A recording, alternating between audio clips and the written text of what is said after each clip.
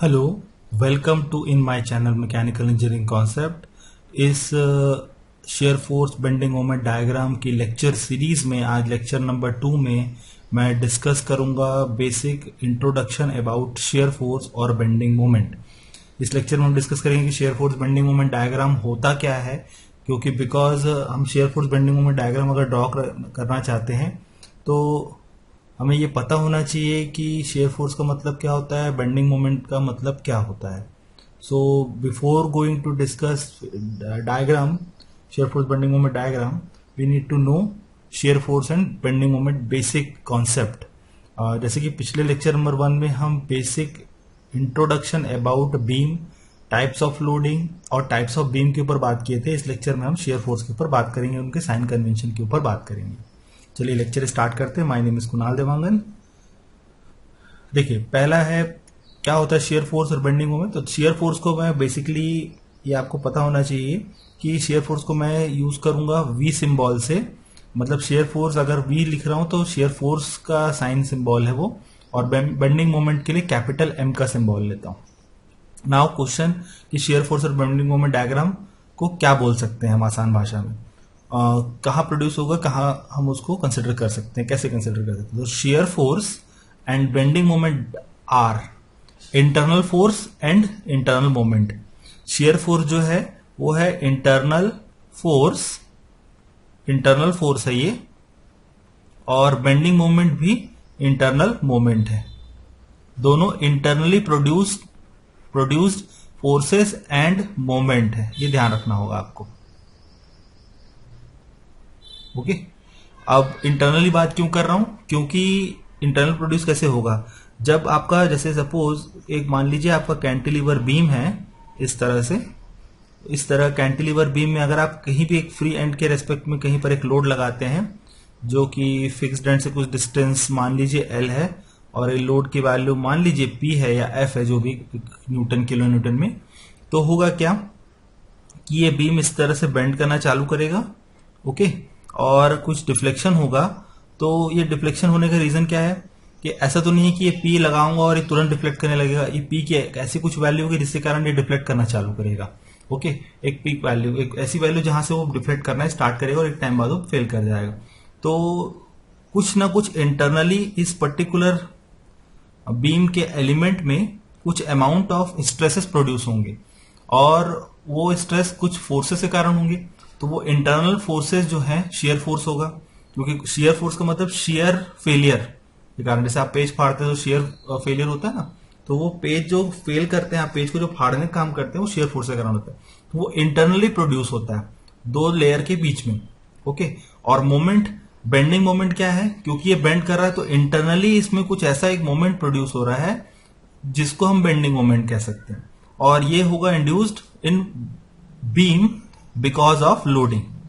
जो लोड आप kilo Newton या न्यूटन में रिप्रेजेंट करेंगे फिक्स्ड एंड सपोर्ट के रेस्पेक्ट में कहीं पर आप लगाते हुए।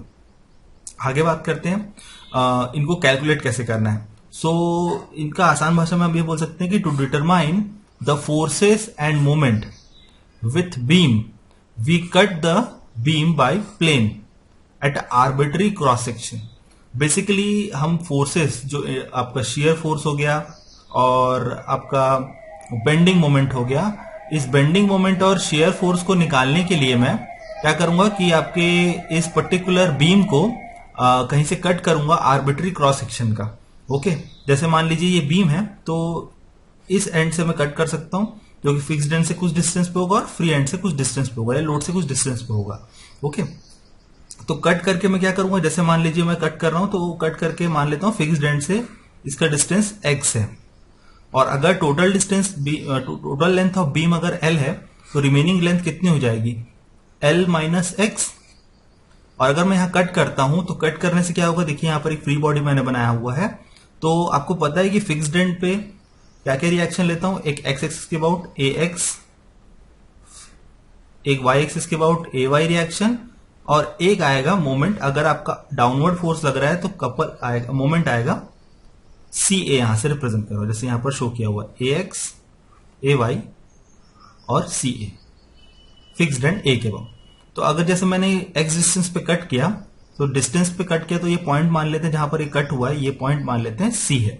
एक फिक्स्ड एंड पे पॉइंट है ए, फ्री एंड पे पॉइंट जहां पर लोड लग रहा है पी है, और जहां पर मैंने कट किया है एक आर्बिट्री सेक्शन वो पॉइंट हो गया सी। ओके, जिसका डिस्टेंस यहां पर मैंने एक्स माना है, जैसे यहां पर मैंने शो भी किया है आपको, देखिए कंसिडर किया और यहां पर मैंने डायग्राम में शो किया है। तो कट करूंगा तो क्या होगा, कट करने से ये होगा कि देखिए ये फोर्स लग रहा है, इस पर्टिकुलर एलिमेंट में फोर्स कितना लग रहा है, फोर्स लग रहा है आपका P, और ये डाउनवर्ड डायरेक्शन पे लग रहा है। अगर मैं इसको सेक्शन को कट करता हूं तो कट करने के टाइम पे ये जो C पॉइंट है, ये C पॉइंट जो कट हुआ, जो बीम में मैंने एक्स डिस्टेंस पे यहां पर दिखाया है, ये देखिए ये जो पॉइंट है, ये पॉइंट यहां पर C पे एक शेयर फोर्स नीचे की तरफ V और एक मोमेंट ऊपर की तरफ क्लॉकवाइज इस तरह लगेगा। अब ये शेयर फोर्स का डायरेक्शन नीचे की तरफ और मोमेंट क्लॉकवाइज ऊपर की तरफ कैसे होगा और क्यों होगा, इसके ऊपर बात कर लेते हैं। तो जैसे ये बीम है, ये बीम इस एंड से फिक्स्ड है, तो अगर आपने ये सी को कट किया है और ये दूसरा सेक्शन ये नीचे जो मैंने शो किया हुआ ये वाला सेक्शन है, ये सेक्शन को यहां मैंने शो किया है, तो शेयर फोर्स एक डाउनवर्ड लगेगा एक अपवर्ड। ये तो बट ऑब्वियस है कि आप पेज को जब फाड़ते हैं तो एक एंड ऑफ पेज को आप एक तरफ मूव करते हो, दूसरे को दूसरे तरफ। तो मतलब क्या है कि आप एक फोर्स को मान लीजिए लेफ्ट टू राइट लगा रहे हैं, तो ये एक फोर्स आप अपनी तरफ लगा रहे हैं तो एक तरफ दूसरे डायरेक्शन में अपोजिट डायरेक्शन में फोर्स रहता है, तब जाके पेज फट पाता है। ओके, मतलब ये है कि ये फेलियर, ये एलिमेंट अगर फेल करेगा तो एक शेयर फोर्स डाउनवर्ड होना चाहिए, एक अपवर्ड होना चाहिए। अब कौन सा अपवर्ड और कौन सा डाउनवर्ड कैसे पता चलेगा, उसके लिए मैं बात करता हूं इक्विलिब्रियम की। देखिए यहां पर जब मैं फोर्स लगाया ये डाउनवर्ड डायरेक्शन पे, तो ऑब्वियस है कि ये बीम भी बेंड करेगा डाउनवर्ड डायरेक्शन पे, ठीक है। तो डाउनवर्ड डायरेक्शन पे, तो इसलिए मैंने क्या किया कि ये इस पर्टिकुलर बीम के लिए जो फोर्स कंसिडर किया है वो डाउनवर्ड ले लिया, और इस पर्टिकुलर बीम के लिए जैसे उसका इक्विलिब्रियम कंडीशन पे दूसरे एंड पे वी कंसिडर किया है। अब क्योंकि ये जो आपका बीम है, ये जो बीम है इस एंड से क्या होगा, इस एंड से ये बेंड करेगा इस तरह से। ये बीम जो है इसको थोड़ा क्लियर कर देता हूं अभी मैं, ताकि थोड़ा क्लियर आसानी से समझ में आ सके।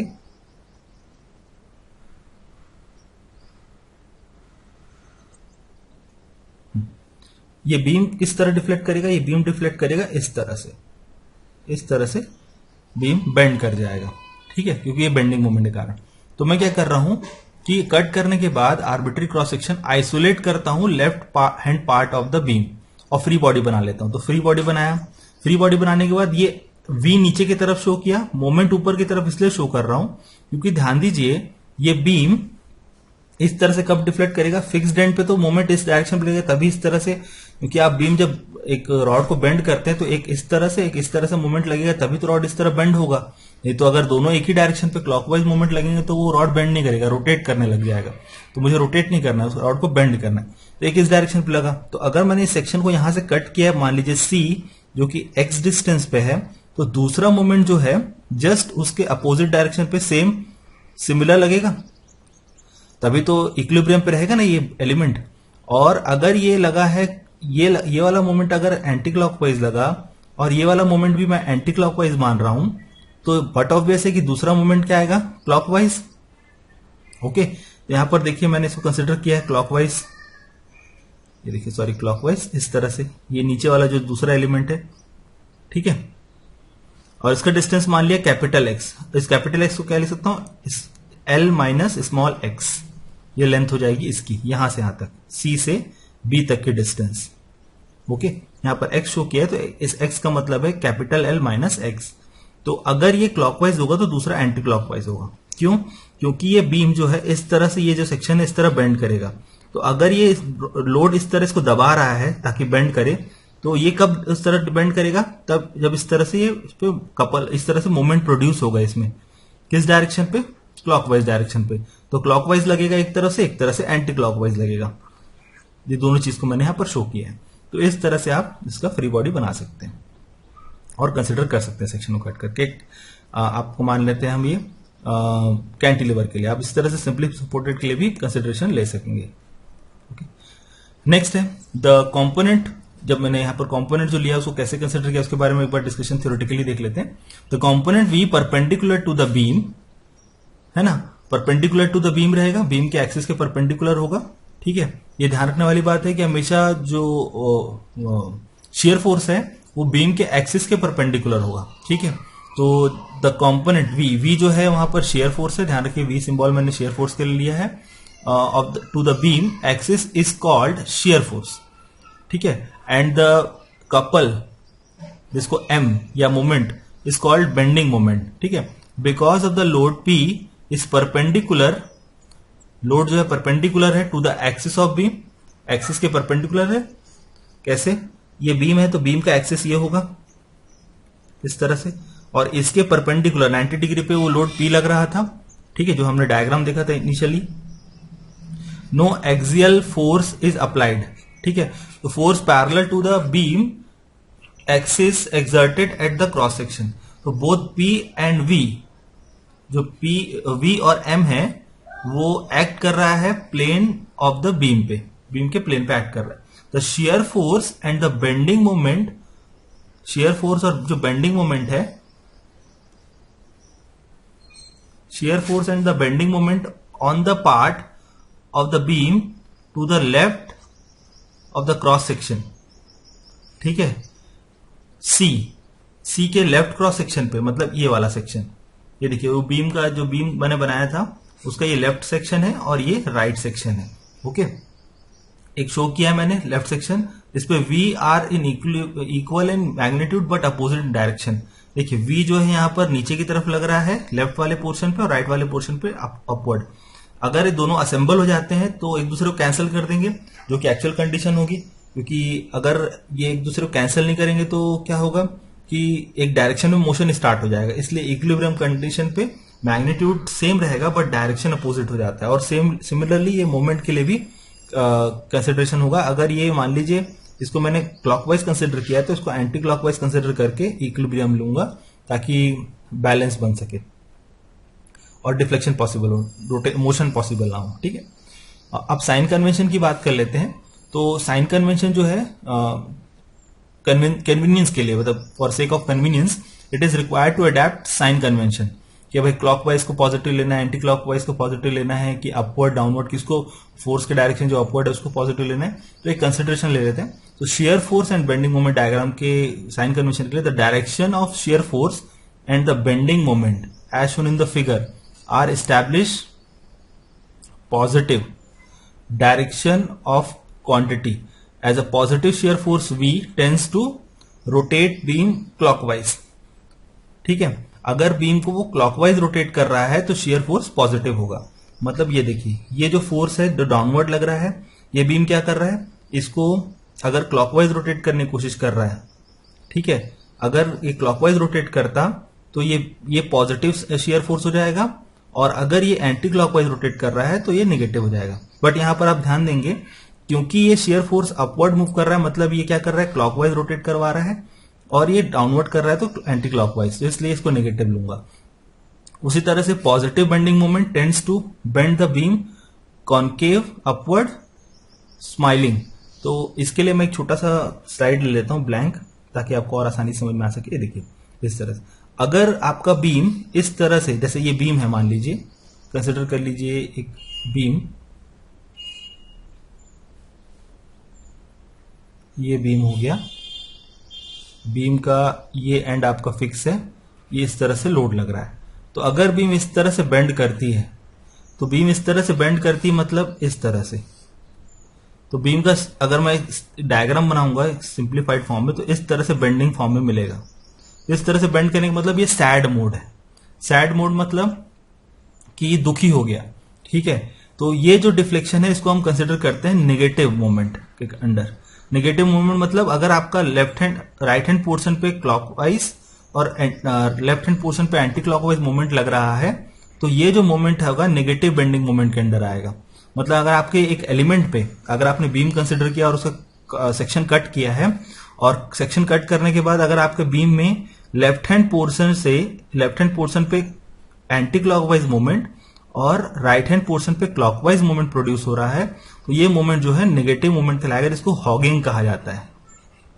हॉगिंग कहा जाता है। और अगर वहीं मैं दूसरा कंडीशन लेता हूं, इसी तरह के एक और आप कंसिडर कर लीजिए, एक बीम, ये देखिए इस तरह का बीम ले लेते हैं और इस बीम में मैं अपवर्ड डायरेक्शन में फोर्स लगा देता हूं, फिर से कैंटिलीवर बीम है। तो अब क्या होगा, ये बीम इस तरह से बेंड करेगा, ये देखिए इस तरह से डिफ्लेक्ट करेगा, तो ये क्या होगा, ये कुछ इस तरह से स्माइल करने वाला शेप बनेगा, स्माइल करता हुआ शेप बनेगा, इस तरह से बेंड, एक रफली बात करते हैं। तो ये पॉजिटिव मोमेंट के अंडर आता है। तो यहां पर क्या होगा, एक इस तरह पॉजिटिव बेंडिंग कब होगी, जब आपका राइट हैंड साइड पे एंटी क्लॉकवाइज और लेफ्ट हैंड साइड पे क्लॉकवाइज मोमेंट प्रोड्यूस होगा, तो इसको बोलते हैं सैगिंग मोमेंट, और इसको पॉजिटिव के अंदर कंसिडर करते हैं। तो सैगिंग मतलब पॉजिटिव और हॉगिंग मतलब नेगेटिव। आप स्माइली और सैड मोड से समझ सकते हैं पॉजिटिव नेगेटिव। स्माइल कर रहा है अगर बीम का जो शेप चेंज हो रहा है, इस तरह से शेप चेंज हो रहा है, मतलब फोर्स मान लीजिए ऊपर की तरफ लग रहा है, शेयर फोर्स ऊपर की तरफ लग रहा है, तो बीम पॉजिटिव डायरेक्शन पे बेंड करेगा, शेयर फोर्स पॉजिटिव होगा और आपका जो मोमेंट है वो पॉजिटिव होगा। और अगर आपका बीम नीचे की डायरेक्शन पे इस तरह डिफ्लेक्ट कर रहा है, इस तरह से ऐसा, तो ये नेगेटिव मूवमेंट कहलाएगा। Negative movement hugging sad mode. Okay, ये चीज हो गई। तो इसी चीज को मैंने वहां पर एक्सप्लेनेशन पार्ट में बताया है। ठीक है, इसी चीज को मैंने एक्सप्लेनेशन पार्ट में स्माइलिंग ऑफ द बीम का लास्ट में कॉनकेव और कॉन्वेक्स अपवर्ड डायरेक्शन पे आप बता सकते हैं इस चीज को। नेक्स्ट है शेयर फोर्स और बेंडिंग मोमेंट डायग्राम के बारे में। शेयर फोर्स और bending moment diagram are plotted of V and M. दोनों जो बेंडिंग मोमेंट शेयर फोर्सेस को अलग अलग प्लॉट करते हैं, शेयर फोर्स को अलग एक एक्सिस पे प्लॉट करते हैं जब बीम को ड्रॉ करके, और बेंडिंग मोमेंट को अलग ड्रॉ करते हैं। जैसे उसके पहले जैसे एक बीम है, जैसे मान लेते हैं कि रफली एक आइडिया देता हूँ, ये बीम है, ये बीम का ये इस तरह से लोडिंग कंडीशन कुछ दिया हुआ है, तो इसको एक्सटेंड करेंगे हम इस तरह से एक्सिस को, जो पॉइंट्स आपको गिवन है ए बी सी डी, एक एक्सिस ड्रॉ करेंगे, ये होगा शेयर फोर्स के लिए, और दूसरा एक्सिस ड्रॉ करेंगे बेंडिंग मोमेंट के लिए। तो जिस तरह का लोडिंग कंडीशन है उस तरह का एक आपका शेयर फोर्स और बेंडिंग मोमेंट डायग्राम प्लॉट होगा। तो SF लिखकर शेयर फोर्स और BM लिखकर बेंडिंग मोमेंट डायग्राम प्लॉट करते हैं, पॉजिटिव नेगेटिव साइन उस लोडिंग कंडीशन के रेस्पेक्ट में जो बीम में लग रही है शेयर फोर्स और बेंडिंग मोमेंट कारण, लोडिंग कंडीशन के कारण उसका साइन कन्वेंशन यहाँ पर शो किया जाता है। ठीक है, थ्रू आउट द बीम, और कहां पर वैल्यू मैक्सिमम होगी मिनिमम होगी उसको कैलकुलेट करते हैं। तो इस तरह से शेयर फोर्स और बेंडिंग मोमेंट डायग्राम को आप समझ सकते हैं। अगर आपको कोई डाउट, कोई सजेशन है तो आप कमेंट बॉक्स पे लिख सकते हैं। मैं आने अपकमिंग लेक्चर्स में कुछ न्यूमेरिकल सॉल्व करके बताऊंगा, ताकि जो भी डाउट्स होंगे थ्योरेटिकली उसको आप न्यूमेरिकली उसको क्लियर कर सकें। अगर आपको मेरा लेक्चर पसंद आता है तो मेरे लेक्चर को लाइक कीजिए, मेरे चैनल को सब्सक्राइब कीजिए, अपने फ्रेंड्स के साथ शेयर कीजिए मेरे वीडियोस को। थैंक यू, आपका दिन शुभ हो। Have a good day.